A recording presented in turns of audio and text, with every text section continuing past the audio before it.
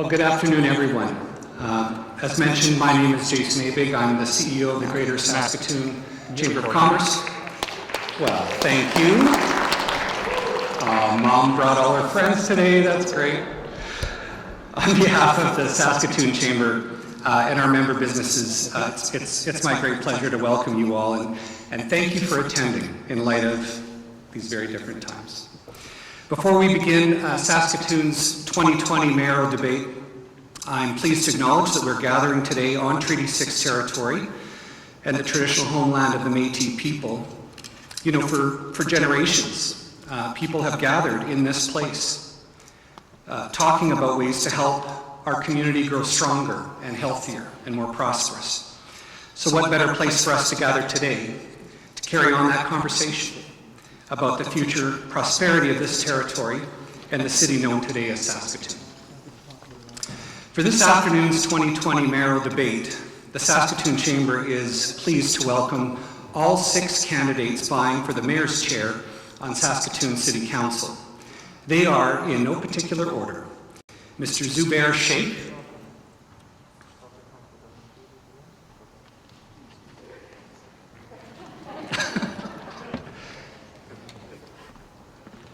there he is.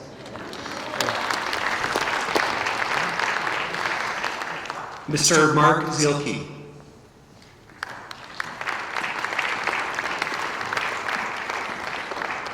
Hello, Mark. Mr. Cary Tarasoff.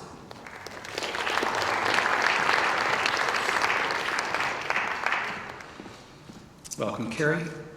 Mr. Don Atchison.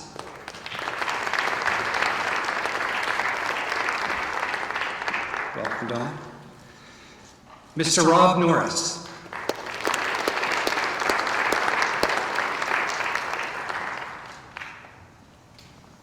Hello, Rob.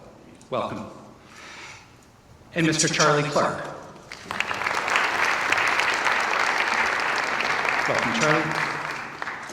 Thanks to each of you for attending today and for coming to share your vision for Saskatoon with residents and businesses. We look forward to hearing from each of you this afternoon. And so to that end, let me explain how this afternoon's proceedings are going to work. Each candidate will be given 2 minutes to offer an opening statement. Then we'll turn to a series of prepared questions that touch on 3 areas: crime and safety, business attraction and retention, and sustainable growth. I'll randomly draw a candidate's name to respond to the question first, and he will have 2 minutes. Then I'll randomly draw another candidate's name to respond and provide a 2-minute response or rebuttal. We'll proceed through all the questions in this way, giving each candidate a chance to answer and respond as randomly drawn. The final round will be a lightning round, where audience members present here today will have a chance to text me a question to a candidate of their choice and have that candidate provide a 2-minute answer.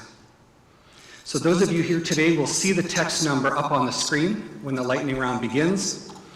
My phone is going to light up like a Christmas tree, and I'm going to do my best to get through as many of those questions as we possibly can. So with that, let me turn the stage over to Mr. Sheikh for his 2-minute opening statement. Mr. Sheikh. Hi, good afternoon. My name is Zubair Sheikh, as Jason has introduced me.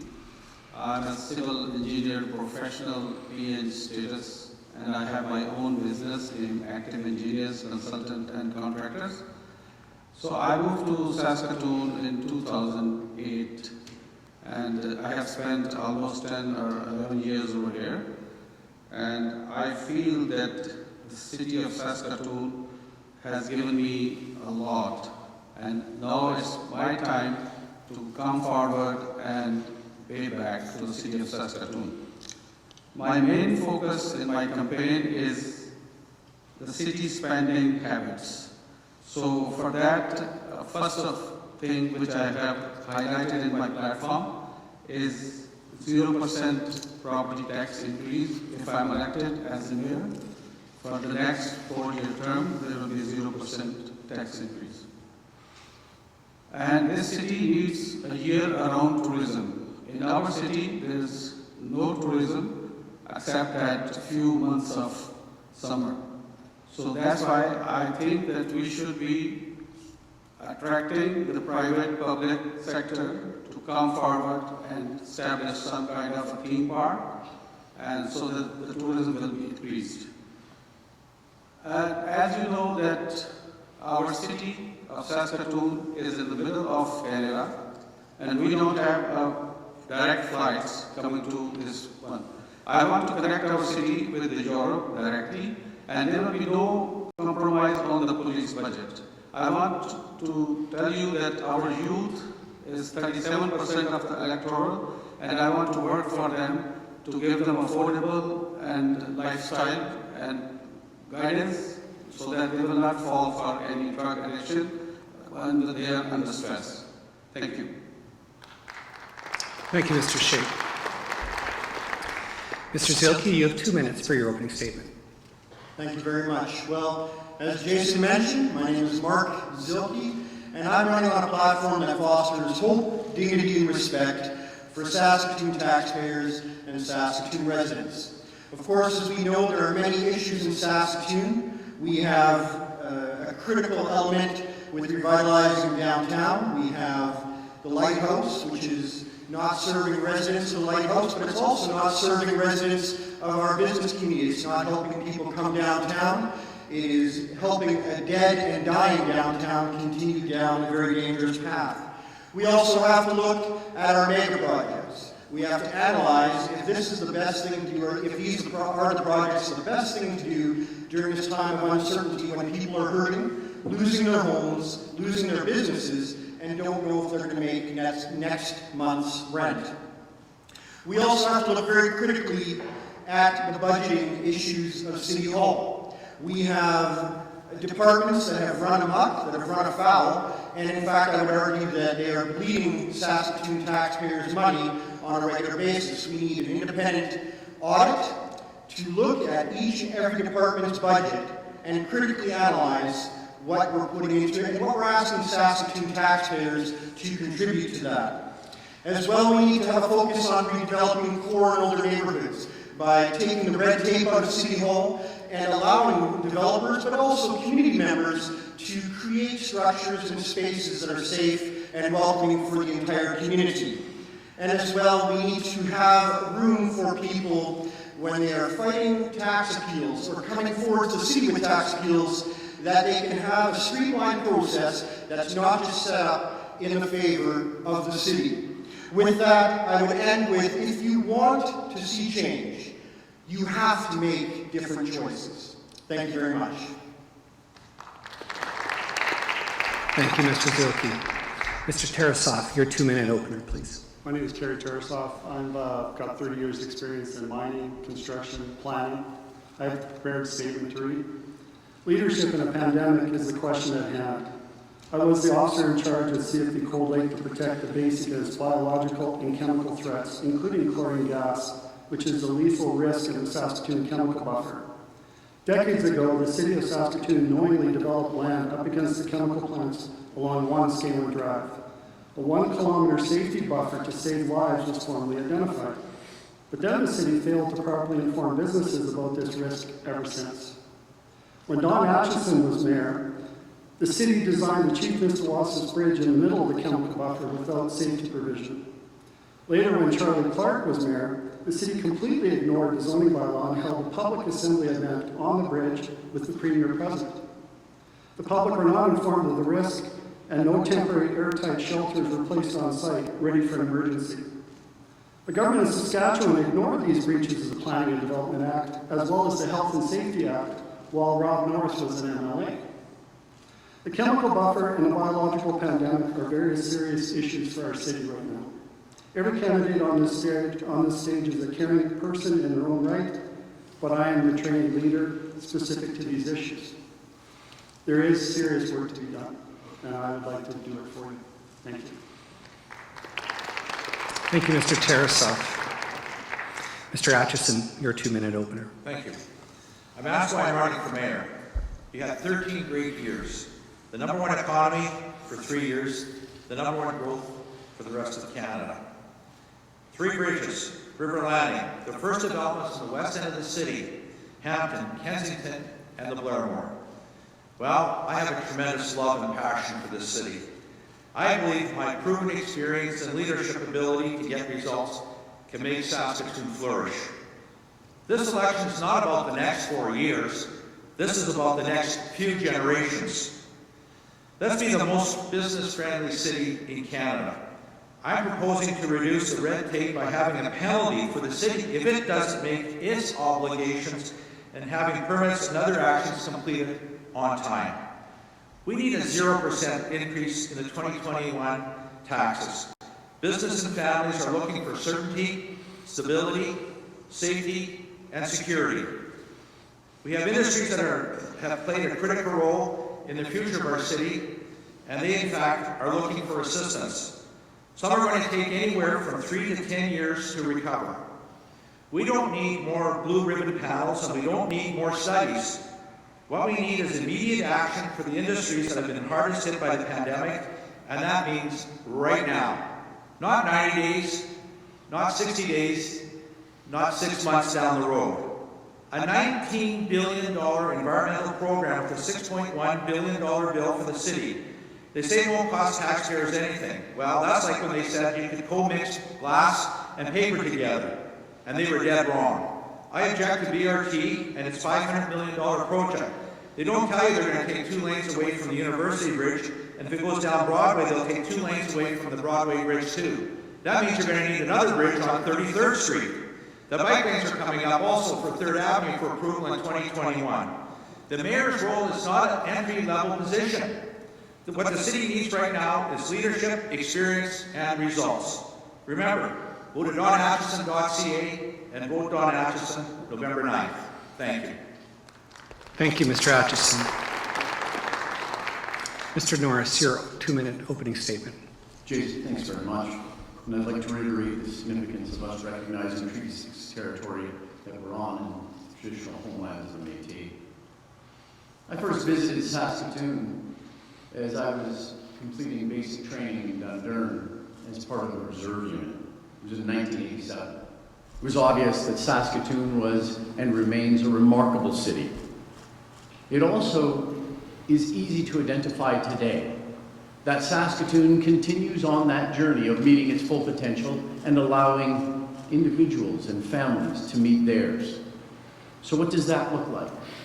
Well, it looks like maybe when we acquire a home and we begin to look around and know that there's work to do on the foundations and there's work to do throughout the structure.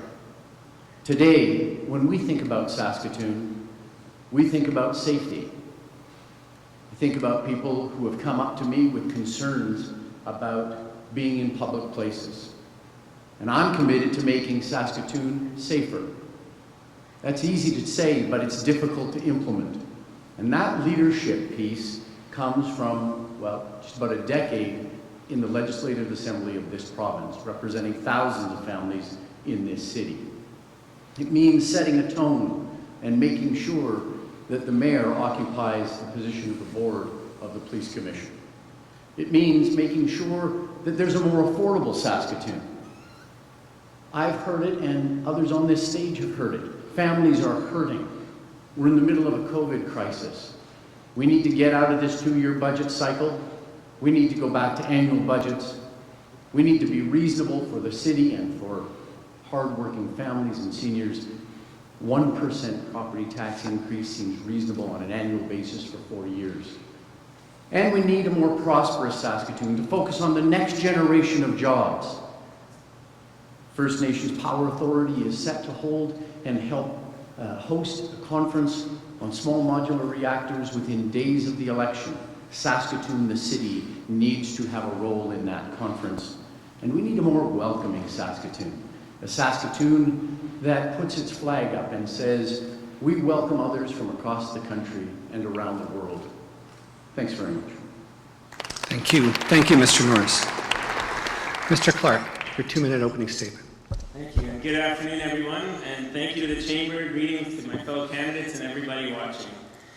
You know, back in the first days of COVID, I remember looking up on my phone, what do I need for an emergency food supply? I went out and bought peanut butter, crackers, pasta, sausage, and lentils. There was no toilet paper to be found. It was surreal. Every morning, we'd show up at City Hall and have a daily briefing with our senior city management, emergency management team. We would sort out the operational plans and the latest health guidance. We would have a daily briefing with City Council. I would have regular calls with mayors and ministers across the province and across Canada. All of us finding our way through completely uncharted territory. And what I saw quickly is that all of the work we had done to build a problem-solving culture within City Hall was paying off. We completely reorganized our city operations, moved services online to keep supporting businesses and residents, built an entirely new system for supporting the most vulnerable, and rolled out a record year of infrastructure investment to keep people working. Almost every day, we made major decisions that normally would have taken months of discussion and planning. And as the days turned into weeks and then months, I saw the strength of our community.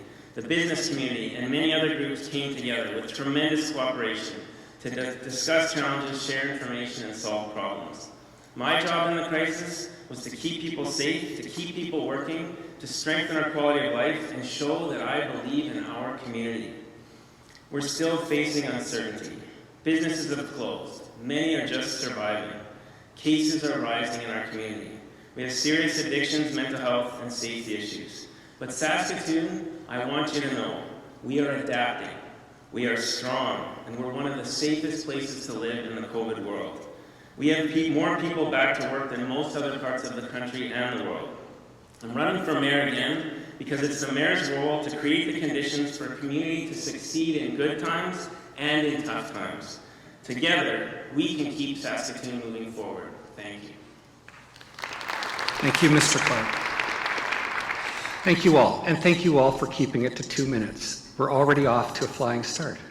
Well done, gentlemen. The next round is an opportunity to turn to a series of prepared questions, as I'd mentioned off the top. And those are going to focus on 3 areas of priority for the business community: crime and safety, business attraction and retention, and sustainable growth. Again, I'm going to randomly draw a name, and I'm going to read the question, and that individual will have 2 minutes to provide a response to that question. When that person's done, I'll randomly draw another candidate's name, and that individual will have 2 minutes to respond or refute the previous speaker. We'll proceed through the questions in that way, and hopefully this will work, and everybody will be happy. Here we go. All right. Mr. Clark, you've got the first question. The first question is, Saskatoon's small and medium-sized businesses have been hard hit by COVID-19. As mayor and member of City Council, what measures would you propose to help our small businesses, restaurants, and retailers recover and get growing again?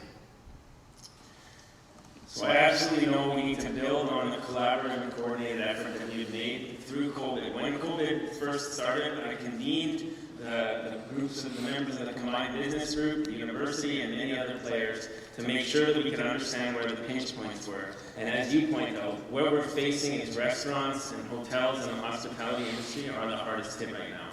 That I've heard from hotels, we're not all in this together because some are getting hit harder than others. What we need to do is to make sure that we can get through winter and continue to market and build a strong network of marketing around supporting local. Finding ways to have people enjoy the city through winter, enjoy the hotels, get people out to restaurants. This means City Hall needs to be very adaptive and flexible with the way we work with restaurants and businesses, like we have with making it easier to get patios and have more seating and have people outside. To identify ways to quickly turn around and have festivals and events that can bring people together, bring activity and people in to enjoy the community, spend money in restaurants and hotels, and to keep the economy going as much as possible. We've worked really hard to make City Hall more adaptive and flexible. In the COVID environment, this is showing us that we need to be pivoting and being able to work together. at the same time as we work hard to get ready to build on our strengths to come out of COVID even stronger, because we have proven to be one of the safest cities in the world when it comes to COVID, as we've shown. We have what the world needs to make sure that we can continue to provide the food, fuel, and fertilizers for the world. We have incredible talent in our community to draw on and to build on those strengths. The fastest growing tech sector, the second fastest growing tech sector in the country, with over $100 million of investment in our community, as well as the second most competitive business tax environment. We're driving the provincial economy. We can do many things together, building on the strengths of what we've been doing through COVID so far, to support businesses to succeed, support local, and come out of this even stronger on the other side. Thank you, Mr. Clark. Mr. Atchison, 2 minutes to refute or respond to the same question.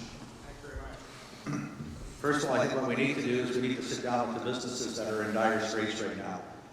Some of the businesses right now, they pay property taxes between $50,000 and $60,000 per month. They were told back in March that they could have their taxes deferred until September the 30th. Then they found out afterwards that they're going to have to pay interest on those dollars too. This isn't going to be a short-term solution. We need to sit down with all the industries that are being hit by this at this particular point in time. And it's not a one-year solution, it's not 2, it's not 3, it's not 5, it could be all the way up to 10 years to get them to recover again. If you don't have those dollars in your cash flow anymore, it's very difficult to maintain your business. And those are one of the things that we desperately need to do. One of the other things that we need to do as well is we need to get in lockstep with the provincial government, with their 20 actions for 2020. That's absolutely critical for us. They're going to have a lot of funding available into the future, and we need to be able to deal with them. Other things that we need to be able to do too is when the provincial government announced their irrigation program of $500 million, we need to also be able to tap into that to make sure that the employment-rich north end of the city of Saskatoon gets their fair share of the business there too. That in fact with manufacturing and processing, the steel fabricators all have an opportunity to be part of that with us too at this particular point in time. We also need to look at the uranium industry. We also need to look at the bills that are in place right now, C-48 and C-69, that don't allow for the oil to be flowing through to the west coast at all. Our mining regulations that are in place right now. There are so many things that the mayor can in fact be involved in. Other mayors across Canada are trying to stop our economy here from the mining industry, the oil industry, at this particular point in time. And we need to stand up and be part of that too. So in the end, we need to also be able to reduce our red tape at City Hall, and on top of that, we need to get the Saskatoon Freeway completed. The infrastructure is so important for new businesses and that to be able to head their products out of this particular region of Canada. Thank you, Mr. Atchison. The next question is for Mr. Tarasoff. The question is, for many, there are perceptions that our downtown is unsafe, causing residents to rethink how and when they visit our downtown's shops, restaurants, and businesses. As mayor and member of City Council, what will you do to change these perceptions so downtown safety isn't an issue 4 years from now? Thank you. Perception of safety and actual safety are two different things. I won't get into that. But the police, for their part, are doing as much as just about they can. They've stepped up patrols, they have officers on the beat. But their presence sometimes causes the aggravation that we read about in the news as well.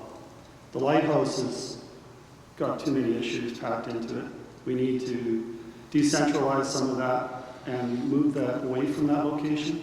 I'm not saying that the location still might not be used, but by a lower threshold of people that have much safer issues to be in that type of environment. We've got too many people that are mixing that have drug addiction and violent tendencies and mental health issues, and it spools into everybody starting to have the same issues. We need to change that. We need to have targeted treatment for people that have select issues and get them away into a group that they can be managed. And that needs to happen right away. That's a provincial responsibility. That is not the mayor's, but I can tell you that the mayor has to be extremely vocal to make sure that that gets done. I understand that people want to tear down the lighthouse and they just want to move it. I pose it to anybody to tell me where they're moving it to and how they're moving it. but there is definitely latitude to decentralize and decompress what's going on there. If you take away a lot of those issues that are there, the whole downtown core will feel different. You won't have people mulling around. The social assistance office down the street is another concern, and there's been a lot of debate about it moving. I'm not quite sure if it will. I know that it's still some time before their lease will be up. But we shouldn't look at it exactly as a driving factor. We need to have a broader understanding of what's going on, and we need to definitely have the province moving on this, and that's what as mayor I would be doing. Thank you. Thank you. For a response or rebuttal, Mr. Sheikh, 2 minutes. Any downtown of the city is the face of the city. So our downtown is having an ugly face at the moment. I would say that where the people cannot go fearlessly, because if a young woman, a tourist, or people wants to go downtown and have some kind of a good time spending over there, so they are scared. So that's why we have to improve the downtown businesses and the downtown face. First of all, I think we have to sit down with the business people over there and find out their proposals. So we have to have the listening capability and understanding and solving their problems, why and what kind of problems they have from this lighthouse. So decentralizing over there is one of the best solution, and moving that lighthouse could be one of the good solution also, but it has to be broken down in different groups. So at mental health level, where this initially guy is and how we have to put him in which group, and those who are drug addicts, where we have to put them in a safer location. So our downtown is going to be one of the major attractions for the tourism industry and for the business people. If they will be happy, the Saskatoon is going to grow. So we have to deal with this lighthouse issue on a war footing, and we have to deal with it ASAP. Thank you, Mr. Sheikh. The next question is directed to Mr. Norris. Saskatoon has a legacy of successful partnerships with First Nations and economic development corporations. Look no further than the success of the partnership with Muskeg Lake Cree Nation to develop its holdings near Sutherland, and the recently announced Kakewistahau development near the Saskatoon airport. There are many other nations that have similar land holdings in and around Saskatoon. As mayor and member of City Council, what will you do to foster stronger relations with these First Nations and support business development on their urban lands? 2 minutes. Jason, this is one of the most important issues because that partnership is reflective of our commitment to reconciliation. And when we think about economic reconciliation, we've been doing this through partnerships a long time. And you made reference to, obviously, the importance of our partnership with Muskeg Lake, among others. The most important piece for us is to actually begin to focus on our recovery, and that means working with First Nations and Métis partners. We're going to have a job summit if I have the privilege of being the mayor. We need to do that within days, get it up, get it organized, and begin to hit priority sectors. As I've already mentioned, the First Nations Power Authority is actually hosting a conference regarding small modular reactors within days of the election being over. We need to have, as the city of Saskatoon, a seat at that table. It's consistent with what Alberta's doing, Saskatchewan's doing, Ontario's doing, and New Brunswick's doing. The provincial government has set out a secretariat, and this is our opportunity to help work with First Nations, Métis, and other partners to see the next generation of jobs not go elsewhere, but to actually land right here. We also need to make sure that as we're focusing on an energy sector that is in massive transition, that this transition includes our First Nations and Métis partners. An example of that is that in the midst of COVID, Elizabeth May stood up and said that oil was dead. What we saw was no response, not from the mayor, not from council, when in fact the conference board had said among the most vulnerable of situations that Saskatoon is facing through COVID is that lack of rebound and a path to it, except they held one out. They said if there was a big project like a pipeline, then we could actually help ensure that our North Industrial end and our partners could get behind it. Economic growth is going to help make sure that we're continuing to serve as an engine for this province, and most importantly, it's going to make sure that the best social program going is a job, and it's going to help address many, many of these other issues Saskatoon is confronting. Thank you, Mr. Norris. For a response or rebuttal to the same question, Mr. Zielke, 2 minutes. So when we talk about business success in Saskatoon, and specifically within Indigenous partnerships here in Saskatoon, reconciliation doesn't just mean opening up a spot for business. It also means treating people with respect. And I'll give you a prime example. As an advocate in our community, boots on the ground on a daily basis, when Indigenous folks are in town and being carted by city employees or police officers, that is not building community. In fact, it's fracturing. That's why I'm called in many of those situations to help folks who are falling through the cracks, who are not being treated with any respect. And by extension, hope in Saskatoon goes to an all-time low. Of course, we need to have more Indigenous engagement. We have to have more business opportunities. I've already mentioned that we need to have less red tape at City Hall. But the fact of the matter is that we actually need to look at many other aspects within the TRC calls to action when it comes to reconciliation and in our context of Saskatoon. When you have an Indigenous person in traffic court and a city employee, a police officer, lies under oath, that is absolutely the epitome of everything that Saskatoon is not. It should be raised to a higher standard. It should be raising the bar. It should be creating community. It should be fostering hope, dignity, and respect.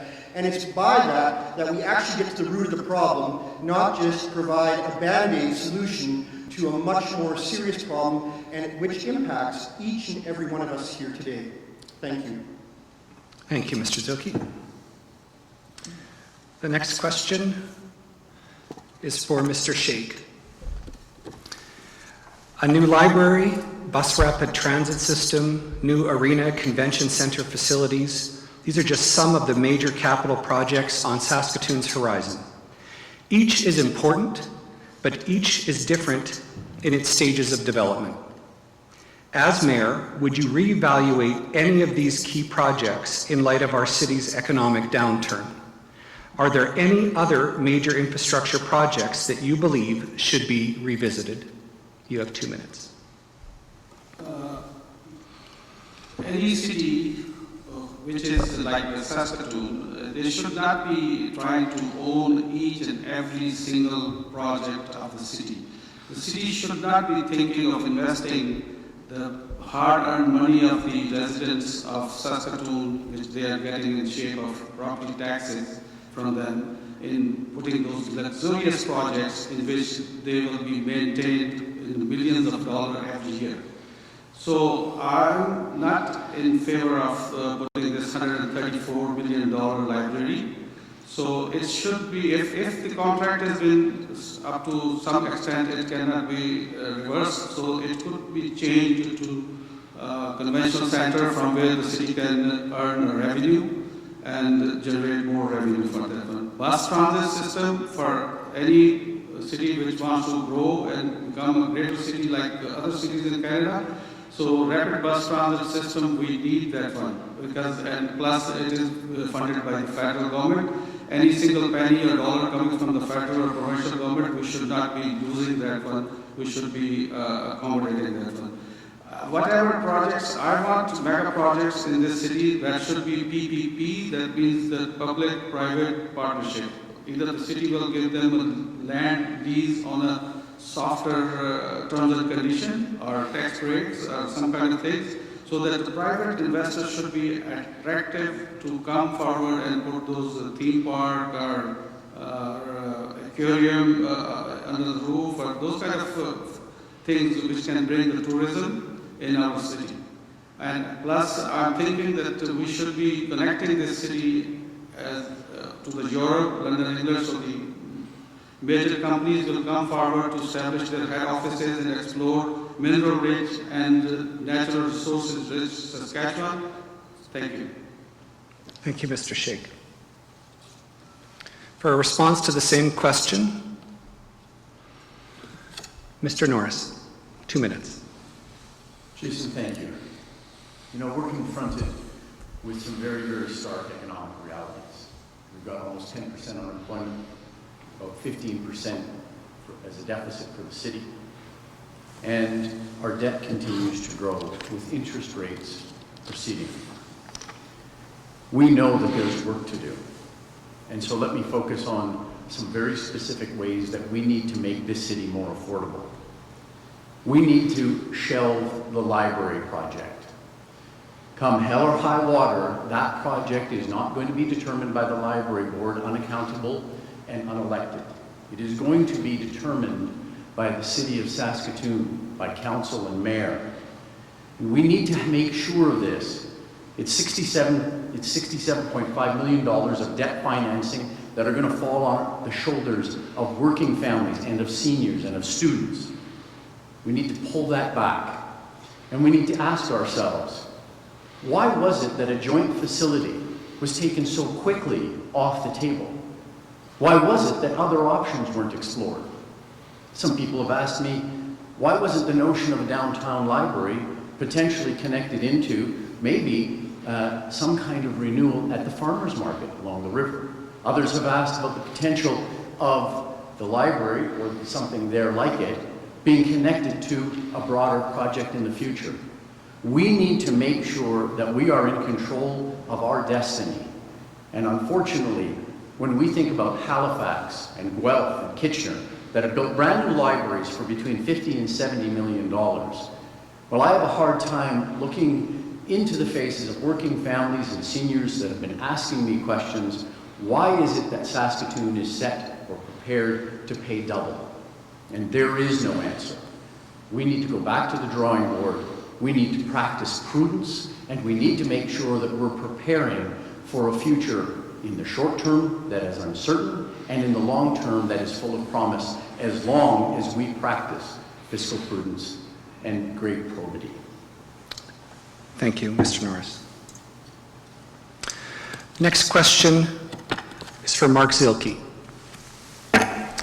Compared to other parts of the city, downtown and Riversdale business districts experience higher rates of vandalism and nuisance activities. As mayor, what would you propose to do differently when it comes to policing in our downtown and Riversdale districts? 2 minutes. Thank you. So first of all, we have to look at who our demographics are. So when it comes to policing, do we have an escalation first policy, or do we have a different policy that actually meets people where they are? We have many people in our community dealing with addictions, with mental health, with poverty, and with homelessness.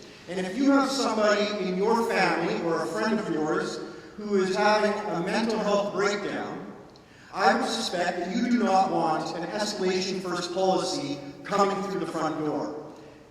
I believe that we need to look at how we're hiring police. What are we looking for in police? Are we looking for force and strength? Or are we looking for different attitudes, different backgrounds, different understandings of how to deal with community? When it comes to downtown Riversdale, we also have a lot of people who are falling through the cracks. These folks are not being helped out by the systems that are set in place. And in fact, I would argue that under Don's leadership and currently under Charlie's leadership, these folks are slipping even further down through the cracks, and nothing is being done.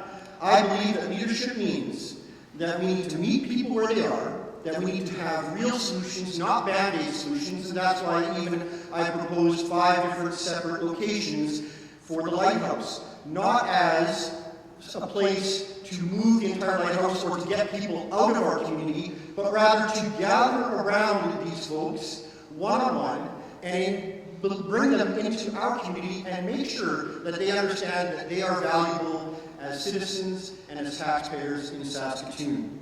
Thank you. Thank you, Mr. Zielke. For a response or rebuttal to the same question, Mr. Tarasoff, you have 2 minutes. Thank you.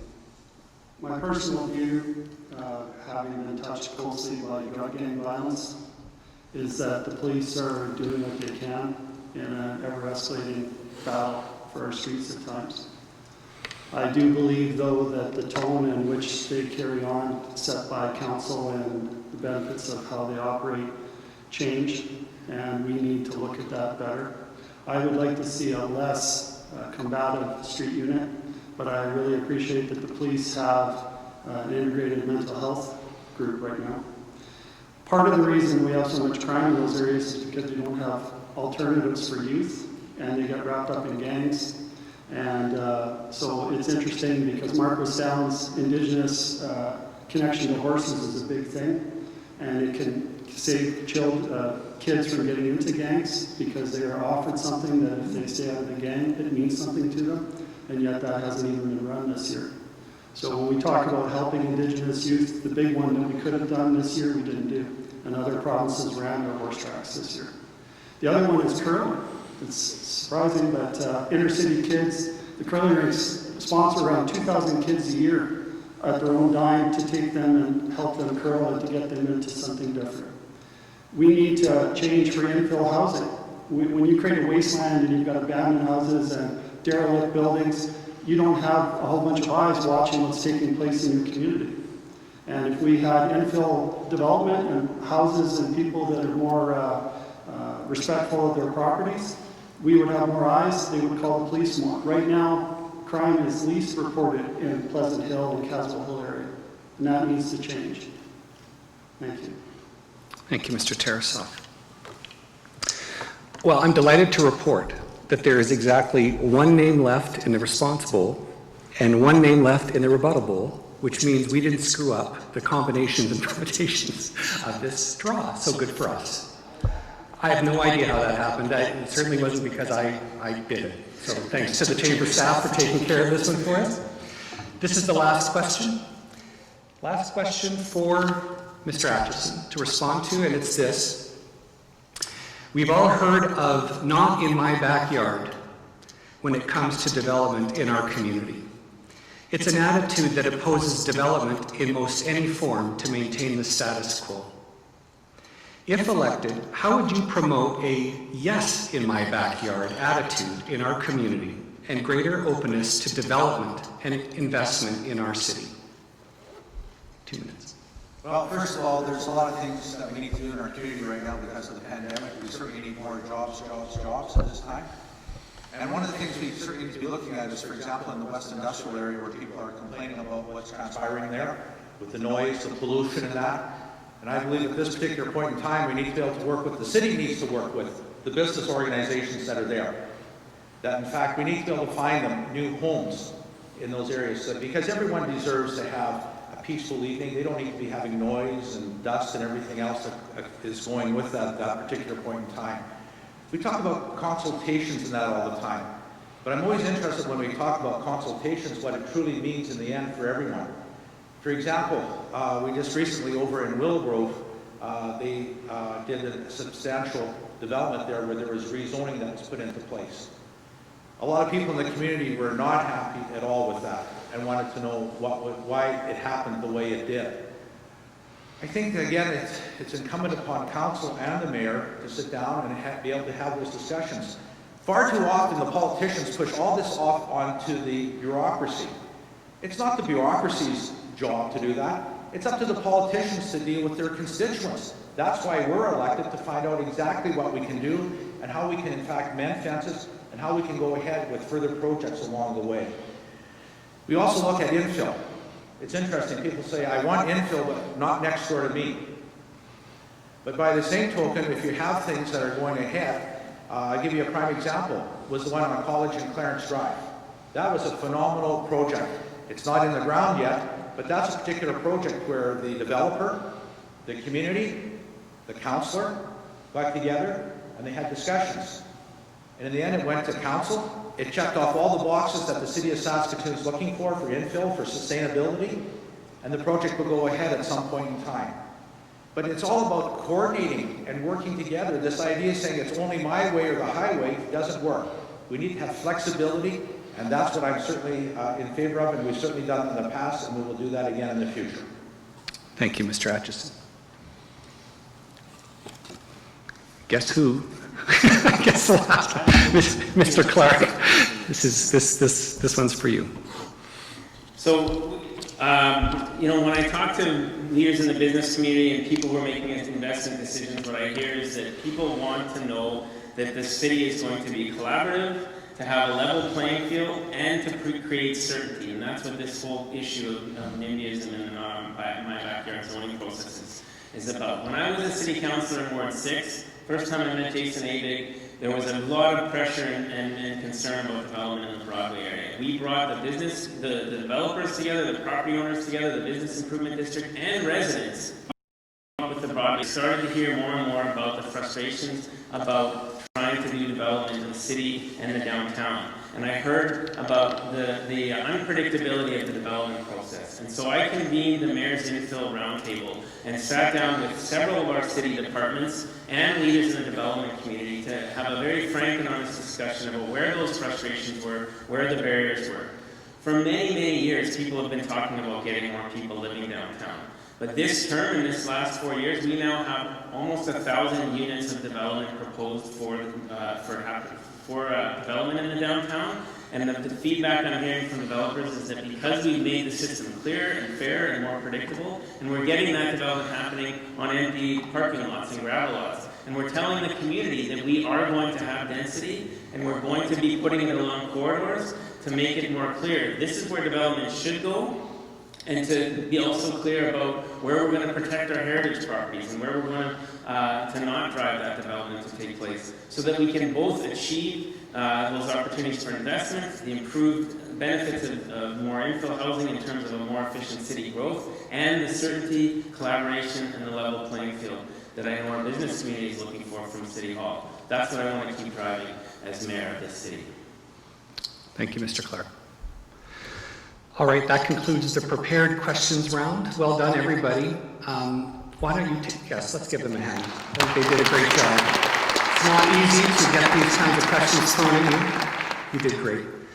Why don't you have a drink of water as we transition to the next round now. So this is the round where somebody thought it'd be a great idea to put my cell phone number up on a giant screen at TCU and invite people to text it at random, anytime they like. There it is. Use it responsibly, and preferably don't use it after 7, 8 o'clock at night if you don't mind.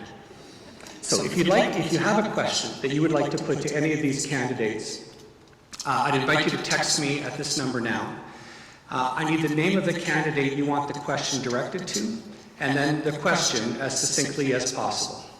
And we have about 40 minutes of this sort of lightning round type question. So this is an opportunity for everybody here to ask the question that's top of mind for them and get it to the right place. So with that, oh jeez. Okay. Whose idea was this? Okay. Mr. Zielke. The mayor is just one member of City Council. What will you do to build consensus around the council table to advance your priorities and vision? Well, that's Leadership 101. So thank you very much for the question. To build consensus, one has to, first of all, get to know your teammates. It's like a hockey team, it's like a football team, it's like any business that I've ever participated in. It's like the businesses that I currently run. You get to know where your strengths are, you get your feedback, and you make sure you're all on the same page. And it comes with strong leadership that consensus is built. And I would argue that currently, in City Council, there is no consensus when it comes to the business community and what City Council is doing. Charlie Clark mentioned certainty. I would argue that if you have a shop, for example, a pot shop, and some of your taxes, or your predatory taxes in this case, go up $20,000 and you don't have any certainty on what the dollar amount is next year, I would argue that's rather foolish. So when it comes to leadership and city council, it means building consensus, it means utilizing strong leadership, but it also means having a solid business background and coming at it as a business deal. Thank you very much. Thank you, Mr. Zielke.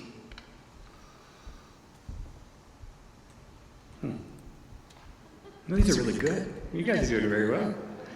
All right. Question for Mr. Clark. Oh, geez, it just jumped. Question for Mr. Clark. Why not mandate masks in our city? That's a question I was just talking with someone about this morning. We found ourselves in this situation where, as I mentioned earlier, we've been one of the most safest cities in the world when it comes to COVID. A huge reason for that is that unlike other jurisdictions, other places, I will look south of the border, we've seen a lot of ability to work together with the medical health experts between levels of government. We've been having regular briefings between city mayors, Minister Lori Carr, Minister of Government Relations, and getting the directive and health guidance from Dr. Shahab, as well as our already existing emergency management director, Pamela Golden-McLeod, who's done a phenomenal job of really tracking and understanding what do we need to be doing to keep the community safe. The mask issue is something that our council has discussed and debated, and on the advice, again, of Pamela Golden-McLeod, determined that we're leading and want to make a decision based on what the medical health guidance directly is. And what we've seen is it can be very divisive. And I've talked to the mayors of Edmonton and Calgary about their experience with the mask mandate, that it can actually become a distraction if the municipality tries to go down that road and people start to fight over masks instead of working together to keep the community safe. If we've made a mask mandate on transit, it is working well. We're seeing a high level of compliance on transit, well over 90%. And so we know in certain cases where people can't socially distance, we need to have those mandates in place. As we see cases going up, we're going to have to take a serious look at what do we need to do to keep the community safe so that we don't have to go like they're already having to do in Quebec and Ontario right now and shut parts of the economy back down, especially when businesses are just surviving.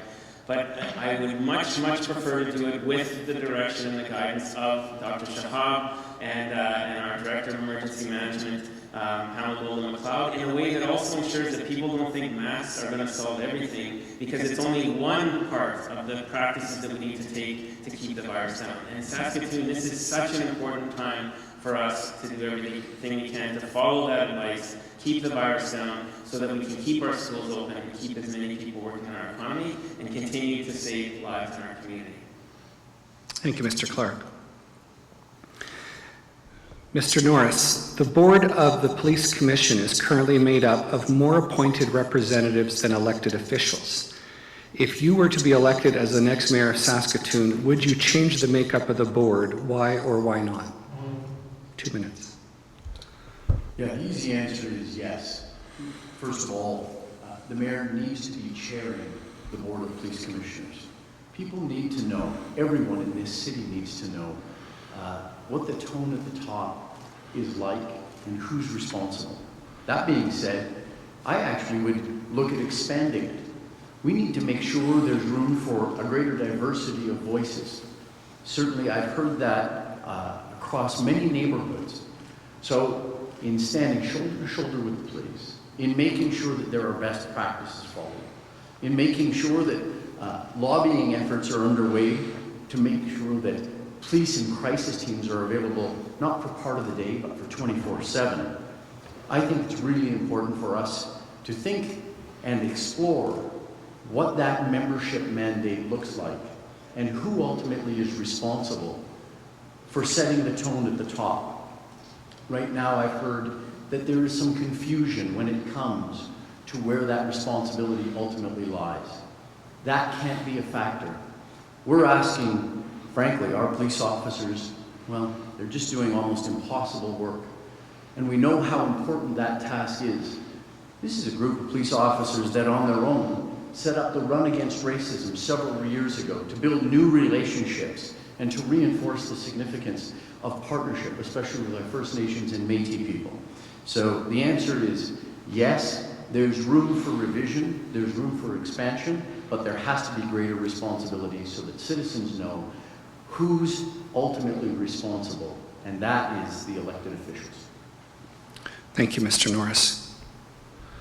For Mr. Atchison, with the requirement to balance budgets and increased demand for support due to COVID-19, what services can be cut or removed?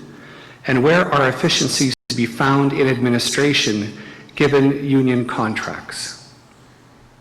First of all, contracts are contracts, and we need to make sure that everyone understands that the city must, in fact, live up to its obligation with its employees, first of all. The next thing that we need to be able to do is when we talk about holding the line at a 0% tax increase, if you look at the landfill site this coming year, there's a 0.87% monies that are being decided to put aside for the deficit for the landfill. Well, the last time I figured it out, and I could be absolutely wrong, the landfill site's not going anywhere at all. It's going to be there forever. And it doesn't matter if we wait an extra year or not to put funding there, if that's what the case is. The next part is that under the revenue sharing agreement, we need to see exactly how many dollars are going to be coming from the province. As a matter of fact, the city knows that already. I don't know what that is myself at this particular point in time, but the revenue sharing dollars that are there usually increase. The other part that occurs also is the assessment increases for the city of Saskatoon by the same token. The other thing we need to look at is the capital projects that are going ahead. One of them, for example, is the bus rapid transit. Really and truly, $500 million in the end is what it's going to cost. You don't think that we can't wait a while to put bus rapid transit in? The dollars that we will save there for the citizens of Saskatoon will certainly help to balance the budget once again. These are critical things for the city of Saskatoon. So many businesses today are struggling. They want to know whether or not they're going to have their businesses there. The employees want to know if they're going to have a job. Families want to know if they can meet their mortgage payments along the way, all their other obligations. So those things are all exceedingly important. Can we get to zero? The answer is absolutely yes. We can get to zero. The question is making the difficult decisions to get there. Each household, each business in this community, I'm going to tell you right now, they've had to make hard decisions along the way. And just because the government is a monopoly and has the right to increase your taxes doesn't make it right. People here are struggling. And I'm going to tell you another thing too with this COVID right now. We may not have seen the end of it yet. When the funding stops from the federal government, what are we going to do then? What are people going to do about their rents, their mortgage payments? This is a very, very difficult situation, and starting at zero is the right place to be. Thank you, Mr. Atchison. Mr. Tarasoff, Saskatoon's tourism and hospitality sector has been hit the hardest as a result of COVID-19. If elected, what would you do to assist these industries recover and ensure the growth of these industries into the future? Tourism and hospitality. I had a discussion about this yesterday. About 68% of the people that normally work in that industry are employed right now to some degree. That tells you how hard they're hit right now. If COVID restrictions kick in again and doors get shut, that'll be significantly increased. We have to realize that our city is actually a destination for connoisseurs of food because we have wonderful restaurants and people actually come here for that. And because I live here, I didn't realize that. You go to restaurants, you take it for granted. You don't realize that people are actually coming here because they're foodies. For us to be able to have longer-term benefit of inviting trade shows and things, people look for those type of venues to be open and functioning. Every time we lose one or two or three or four, it has a spin-off effect. And if we miss our cue to get in line for larger trade shows and forums that are coming down from outside of Saskatoon, that will hurt our economy immensely. So we need to find ways creatively to employ people, to keep them alive, to keep their businesses alive. I've heard from restaurant people that say they're losing their good people because they can't give them enough work. And so they're looking, the people that help build their business, they're looking at losing some of them, or all of them. And they don't know if they'll be able to get them back because they're saying, well, maybe I'll go to Vancouver because there's lots going on, or maybe I'll go to Alberta or wherever. And this is a real concern. We have to realize that a lot of poor people work in the restaurant industry. Some of the lightest paid people in our whole society work in that industry. A lot of females work in that industry, single mothers. And so when we talk about social issues across the board, we have to realize that restaurants are a huge employer that keep us afloat. And I don't know what the clear answer is, because giving a property tax cut, if the building owner is losing money and they get the cut, it doesn't mean it's going to roll over to the restaurant. So it's a serious issue. I don't have a clear answer. There's a lot of people that need to be involved though. Thank you. Thank you, Mr. Tarasoff. You're doing very well, you guys. These are coming in faster than I can read them. So, the next question is for, one moment.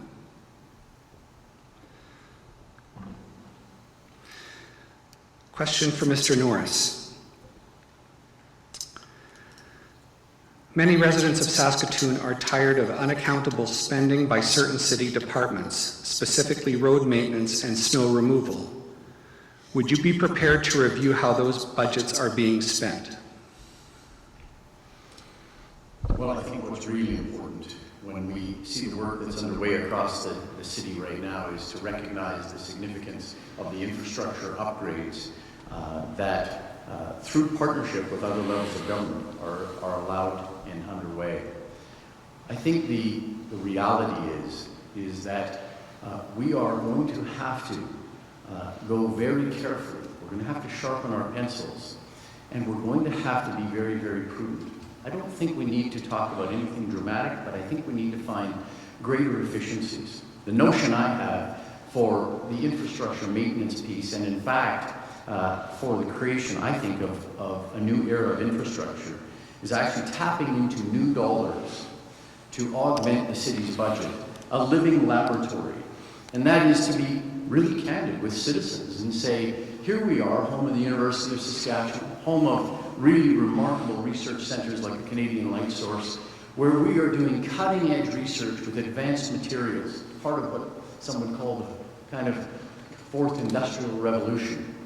And what if we could actually complement our existing budgets with research budgets, so that at the same time as we're making sure that we're finding a few efficiencies, we're also tapping into new dollars and say this isn't going to be perfect, but we're going to be part of the next generation of material sciences and a material science revolution that is helping to reshape the world. There are all kinds of examples, some underway right here in Saskatoon, but as soon as the work's done, they slide out. Some people are looking at different uses and materials and compounds within asphalt. Some are looking at different materials and compounds within concrete. Some are looking at bioprocessed materials with the strength that we would traditionally relate to steel. I think we're in an exciting time. So the answer is there are a few efficiencies, but I think there are even more opportunities for us to actually put on our science hat, call Saskatoon the leading science city of Canada, and actually complement some of the funds that we have with research funds from Ottawa and around the world, and help create the next generation of infrastructure and say it was done right here in Saskatoon. Thank you, Mr. Norris. Next question is for Mr. Clark. What are your specific thoughts on the location of the lighthouse in downtown? And do you have any specific plans for the downtown Saskatoon area?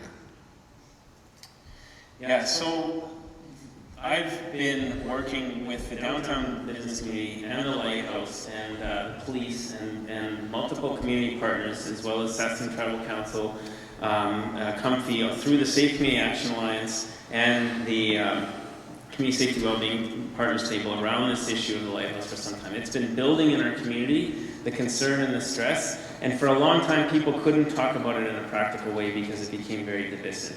We brought the community together a year ago and said, this is cannot be a conversation about business people versus poor people. What we need to do is recognize the system is not working for anybody right now. The Lighthouse, to their credit, have taken on many, many additional services as the city has grown, and the addictions and mental health crisis in our community have grown. And now they're hosting many of these services all in one facility that are creating some significant challenges. So we have been engaged in a problem-solving exercise that has come to a really important turning point in the last few months after a lot of hard work, and that is to get the province of Saskatchewan directly to the table with Minister Merriman, as well as Minister Ryder from Health and Minister Morgan from Justice, to be working together. The province funds the facility and has jurisdiction over homelessness, mental health, and addictions. The second really important turning point is to have the Tribal Council become involved in a leadership role to provide more Indigenous-led leadership for many of the people who are affected, who are Indigenous, and who the system has been failing over and over again. I see Chief Bobby Cameron here, and I welcome you here today, sir, and I thank you for joining us. Now is an era where we have to have new kinds of partnerships to address these things in a way that isn't an us versus them approach, but that provides better services to people who need it. So we have created the Wakota Wind Task Force and the Sawahito-Tan Partnership to address this issue. The first step is to do better outreach and intensive case management to get people off the streets and into housing. And the second step is to have that task force identify a better shelter model that includes moving some elements of the Lighthouse and into a new model of shelter that will provide better service to people who need it and to alleviate the pressure on the downtown. My hope is that we can come up with that model before next summer, but this will take a huge amount of work and continued engagement with these key partners to make progress and have a turning point in our city. It's very exciting, it's hard work, it takes a collaborative leadership approach to get there. Thank you, Mr. Clark. Mr. Sheikh, thanks to technology entrepreneurs in our city who have successfully developed products and brought them to the market, we have become known as Silicon Prairie Technology Hub. If elected, what would you do to grow and attract more tech-based businesses to Saskatoon? As I have mentioned in my platform that we want to make Saskatoon one of the greatest cities of Canada, and it will be done with your help, and we have to change it all together. That's why we want to connect this city directly to the Europe, so that the people, those who come for different kind of investments, they always stop in bigger cities like Toronto, like Cary, or some other bigger cities. So these kind of direct connections with the Europe, and then it will open up the Far East and other gateway for our Saskatoon. So those companies who want to come over here, of course, they will be investing in different technologies, agriculture-wise, in mineral, because we are very rich in those two resources, in the mineral and natural resources. Plus, as you know that our city is growing on east, west, and north, south, all the way. We don't have that many technological, industrial, specific sites where only this kind of investment can be done. We need to attract investors from the different part of the world to come straight to Saskatoon and invest over here. Thank you. Thank you, Mr. Sheikh.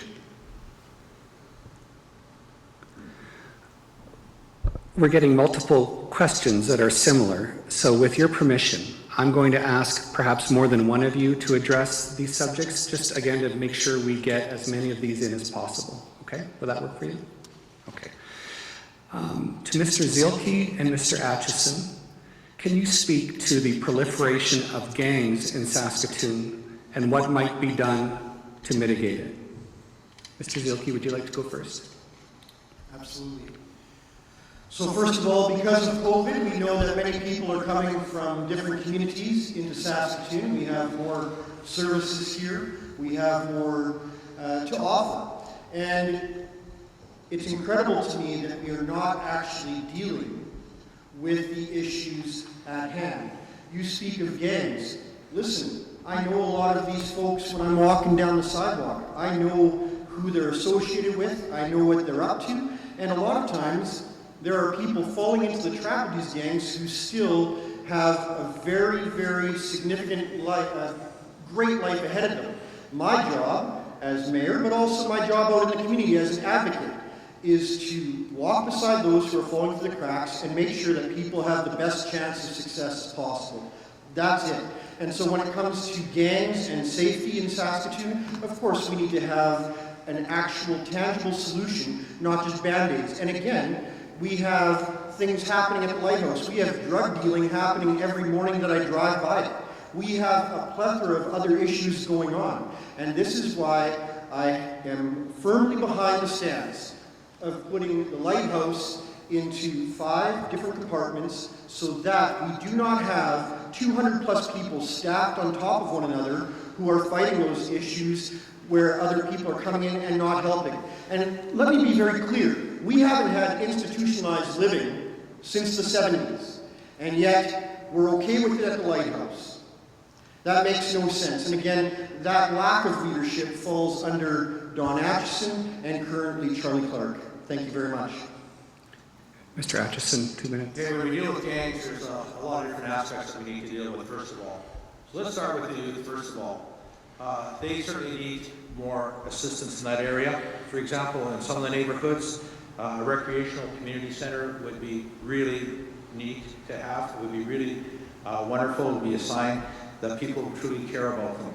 Other things that we've done in the past is, for example, on Avenue U and T, there's the comfy housing situation there where they allow for zero tolerance for drugs and alcohol. That was a site that had hundreds and hundreds of calls on an annual basis, and it got down to 5, I believe it was.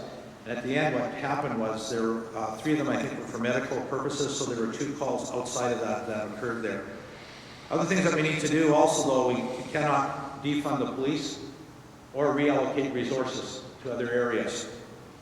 We need to have more officers on the street. We need to have street checks. And street checks are really easy to do because someone's walking down the street at 3 o'clock in the morning in a back alley and they've got a TV strapped to their back. I would expect any officer in our community to stop and ask them if they need help to take that TV home. If they saw some young fellow or some person walking down the street that was unstable, are they having a heart attack? Are they having a seizure? Are they having a stroke? Wouldn't you want the officer to stop to see if they need medical assistance? Officers need to be able to reach out and to talk to people throughout the entire community on an ongoing basis. People in their neighborhoods, they don't want crime. They want to live safe too. I don't know of a criminal that wants to live in a difficult situation. And because we're going soft on crime right in Saskatoon right now, we've got major gang units that are moving in from other areas to our community. We need to stop it. We need to send a message that we are not going to have those gangs in our community anymore. ComStats is another wonderful program that isn't being used to its full potential right now. Wherever the crimes are the highest, you need to go in there, you need to identify them, and you need to send in an X number of officers to make sure that you can deal with that particular situation. Okay. Sorry.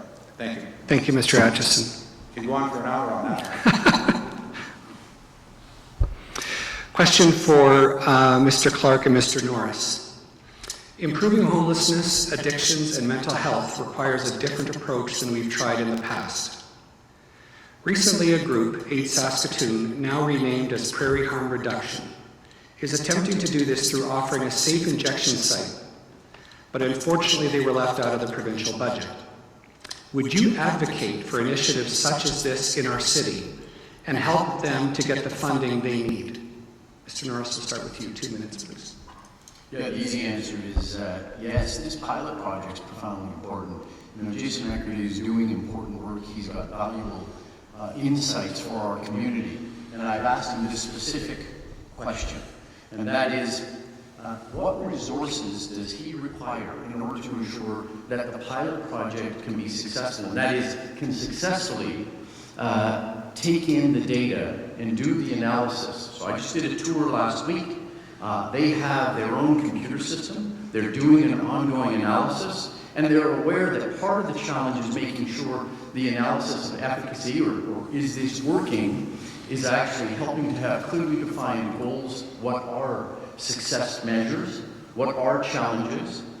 Right now, the answer is one of the challenges relates to funding.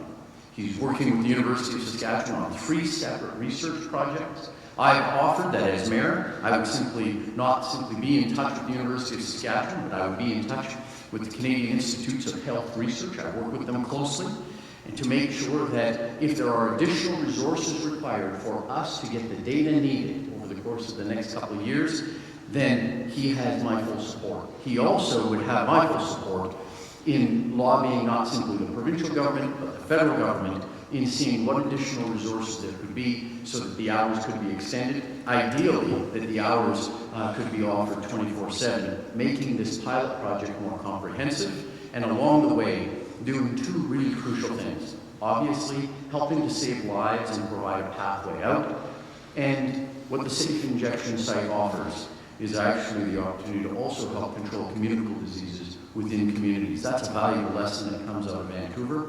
And so the answer unequivocally is this is an important pilot project. It's important that individuals are allowed to meet their full potential, and this is a tool that has the potential to help our community and help individuals, those who are most vulnerable. Thank you, Mr. Norris. Mr. Clark. We have to be very clear when it comes to drugs and addictions, mental health, and people that are dealing with trauma in our community, that the system right now is failing our people. I've attended with ride-alongs with police a call where there was a young man who was just 30 years old, dead from a fentanyl overdose. And I saw the ripple impacts that had on families and friends and the whole neighborhood around it, and it's devastating.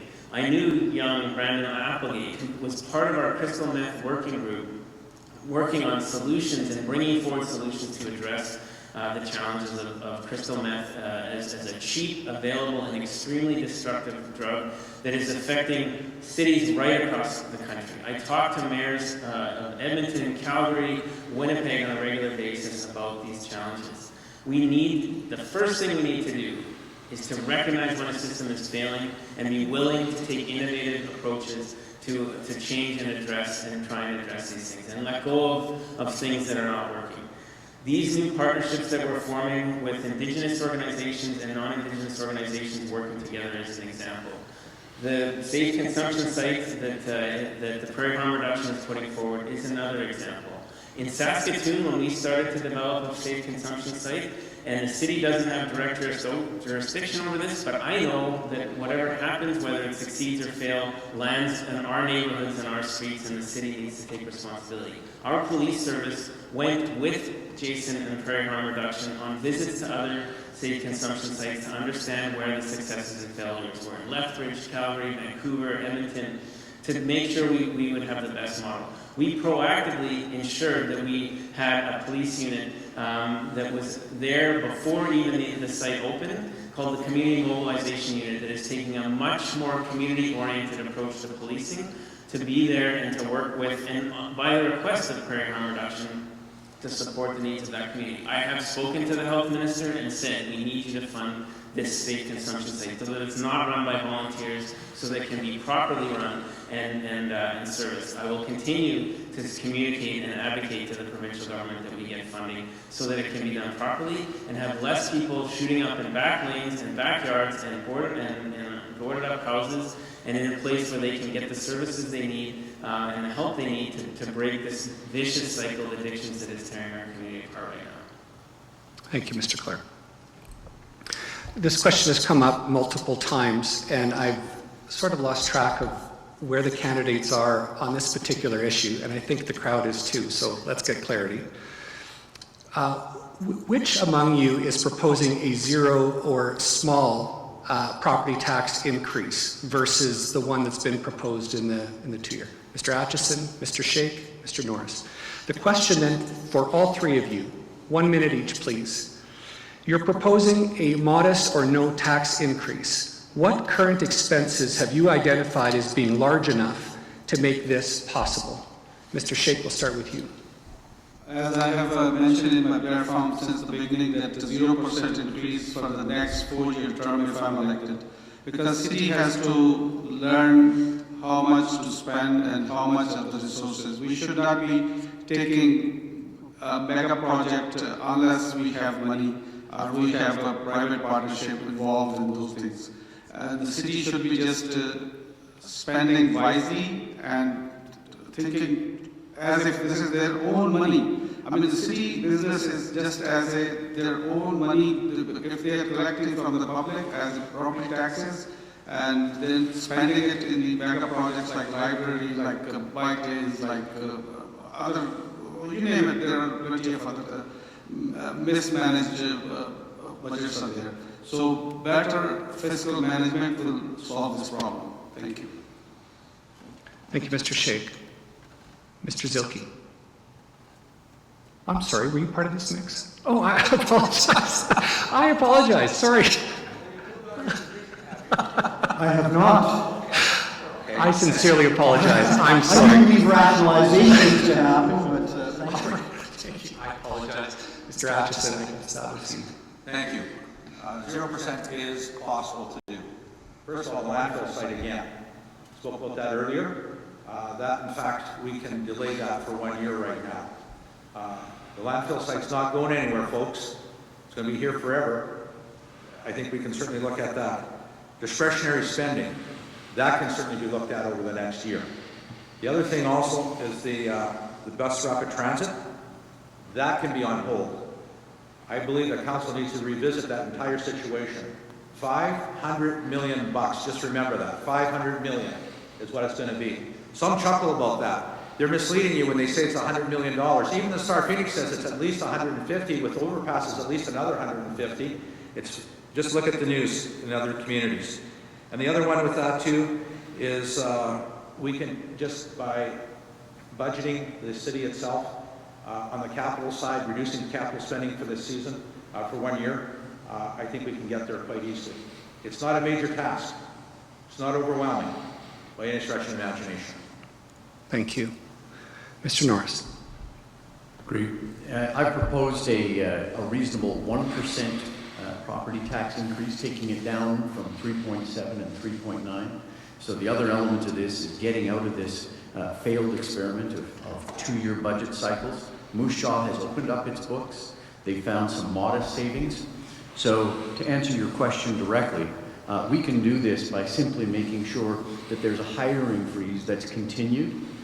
Then we have a chance to actually go in and look at the BRT.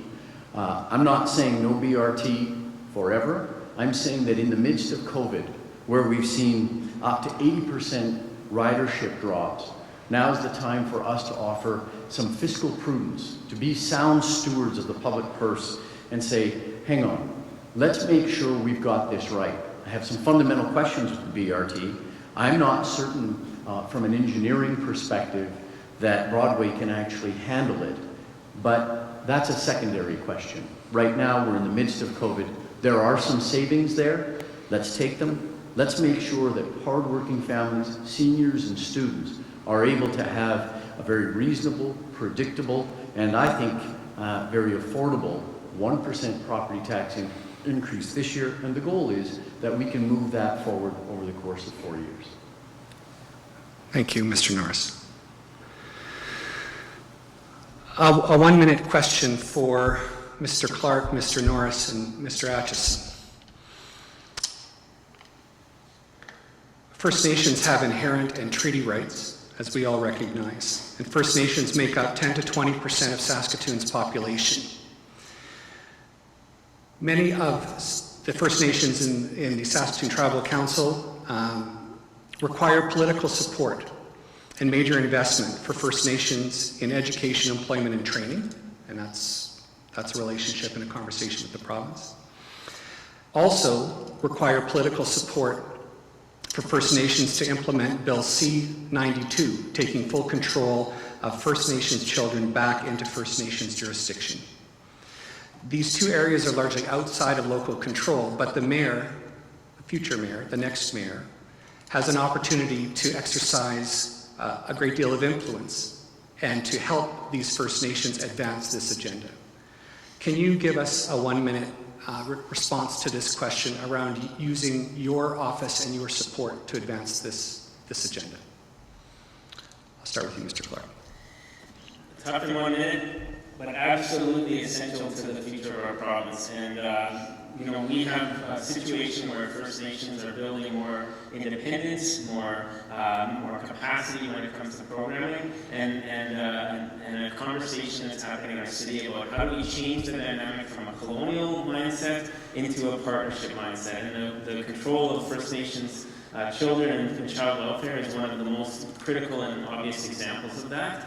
And absolutely, I support the work that's underway to make sure that families have that First Nations develop and have that control. And we've worked with the Tribal Council and FSA on these initiatives. The other big issue that we need to deal with is the jurisdictional squabbling between the provincial and federal governments when it comes to urban First Nations, and making sure that the supports are there for families that are within communities to have those supports and work together to make sure that whether it's youth needing education and healthcare, families needing supports for food and housing and making sure that we break the cycles that are there. It's time to all work together, government to government to government, to make sure that the right services are in place to meet the needs, and First Nations can have much more control over authority over their own destiny. And I support that. Thank you, Mr. Clark. Mr. Norris. The easy answer is building on my track record, especially as Minister of Advanced Education, where we really put a focus on ensuring that there were adequate funds with more that were needed for skills training, personal and professional development, and formal post-secondary education that offered a broad array. There are some elements that go with this that we need to get better at. There needs to be more residence places, especially for women and family that are going into skills training centers and other programs. So that first part, yes, we're going to continue to draw on that. I'm happy to give that voice. And in fact, I think there are some avenues where there are some funds where we can and should be working diligently. The second piece on child welfare, this is essential. We've got to move into a new and next generation where we put children first.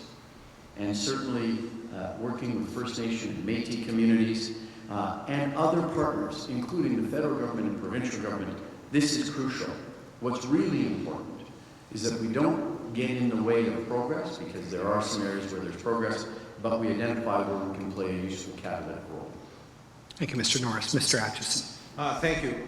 First of all, on the educational side of things, we've certainly worked in the past with SIT. They came forward and told us that they were having a problem with bus passes, and that was looked after almost immediately for them.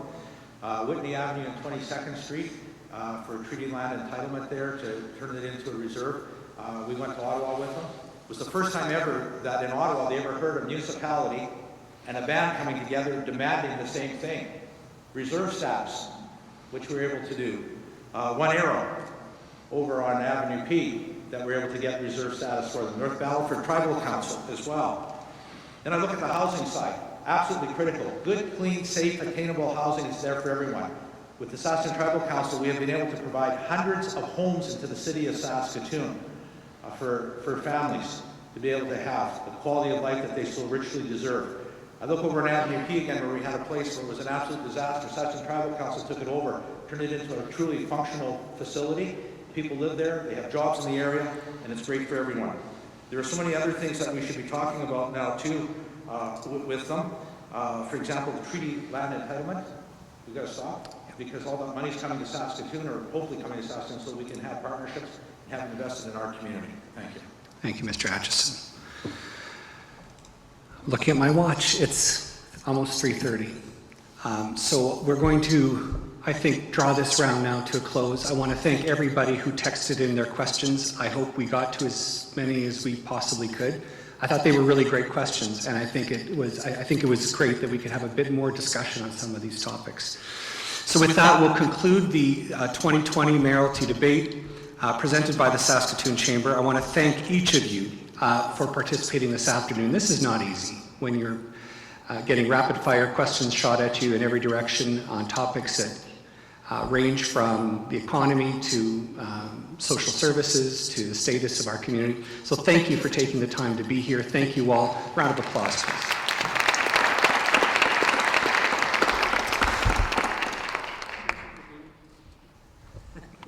Hello. So thank you for being here. And of course, on behalf of our chamber members, we're eager to work with Saskatoon's next mayor and city council to accelerate our economic recovery and help it grow again. So again, thank you very, very much. Thank you.